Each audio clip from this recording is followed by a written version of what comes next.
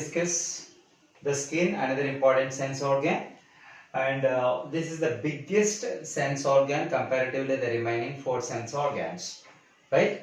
And here the skin, we are saying that it is a first line defense. Why? Because any kind of a stimulus which we are receiving from environment, we are responded because of the touch, right? So skin is a sense organ which is working by touch. And see this, and what are the structures of our skin and how it is responded and what is its functions. See this one, the skin is basically having the 2 important membranes.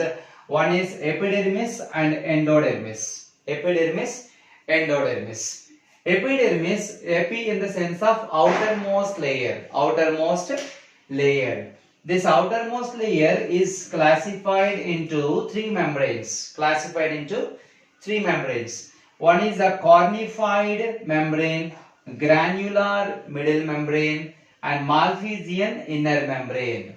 See this one, the epidermis again containing the 3 membranes it seems, right? So cornified, granular, and Malpighian membrane. And usually the epidermis, the cornified layer also called as a stratum corneum. Stratum corneum. The stratum corneum membrane, which is made up of dead cells. So that we cannot identify, we cannot get any kind of senses because of this layer. Later, granular membrane and Malpighian membrane. These are 2 membranes which are made up of living cells which are responsible for getting the sense of touch, right?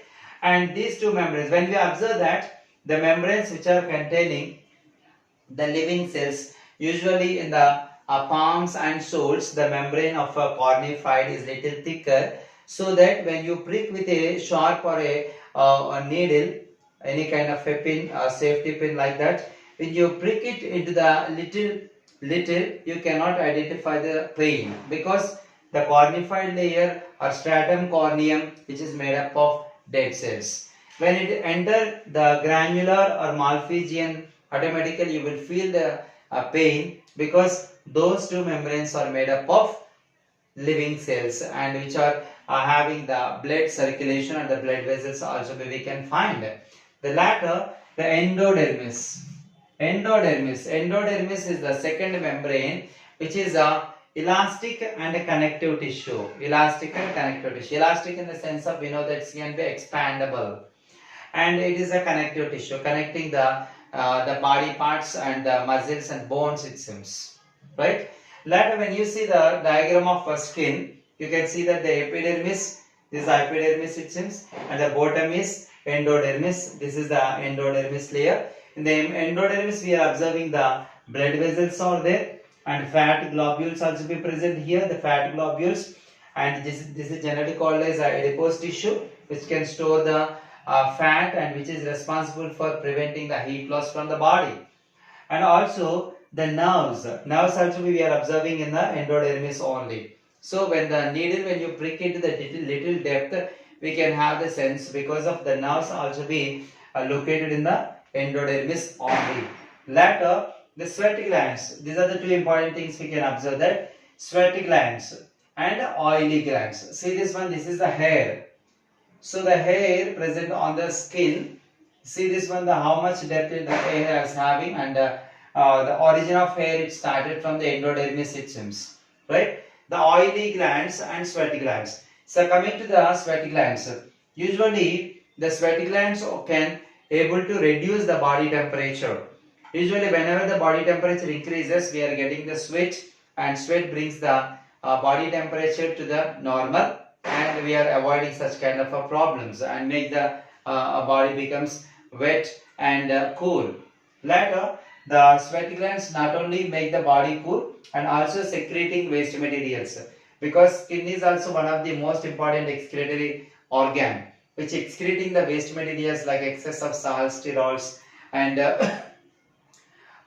excess of salts and sterols and extra drug. All these things can be excreted along with some amount of water, that is generally called as sweat, right? And also oily glands. Oily glands, when we see this one, the oily glands are located in the hair. So these oily glands secreting the oil, generally called as the sebum, which can make the skin, hair on the skin becomes shiny, even though we are not applying directly any kind of an oil or moisturizing solutions. So these oily glands make the skin a natural glow, and also have a hair on the skin also be having a shining, right? This is regarding the skin and most important sense organ and biggest sense organ, which is responsible for sensing of external stimuluses by touch. Skin and touch, and how we can able to respond for the stimuluses occur in the environment, right? And there is a special kind of receptor cells called cutaneous receptors. Cutaneous receptors. The cutaneous receptors which are responsible for receiving the information, and then only we can easily identify the stimuluses coming from the environment, right? So receptors responsible for touch or cutaneous receptors. And also one more important protein present in the skin is melanin. Melanin. Melanin is the protein present in the skin which is responsible for color of the skin. Generally some people are medium color, like Indian people like a medium color. That people those who are living in the cool places are a little white, the pale in color, and the people those who are living near the equator or dark color. That's because of the content of melanin. When melanin content is more, the people's color is become dark, like a South African people near the equator. The South Africa and India also be there, a little near the equator. So the people those who are living in the hottest places, when they are exposed to the sunlight more, the melanin content increasing, so that automatically the people skin color is become dark. And the people those who are living in the cool places where sunlight is available very less, in such places the melanin content is very less in their body, so that the people's skin color is more and more brighter, right? And some people, we are seeing that very less or almost 1 or 0% of the melanin content. Those people are called albinos. Albinos in the sense of there is no color, completely pale in color. Even the hair and eyebrows and eyelashes become pale and white in color. The people generally called as the albinos because of no amount of melanin in their body.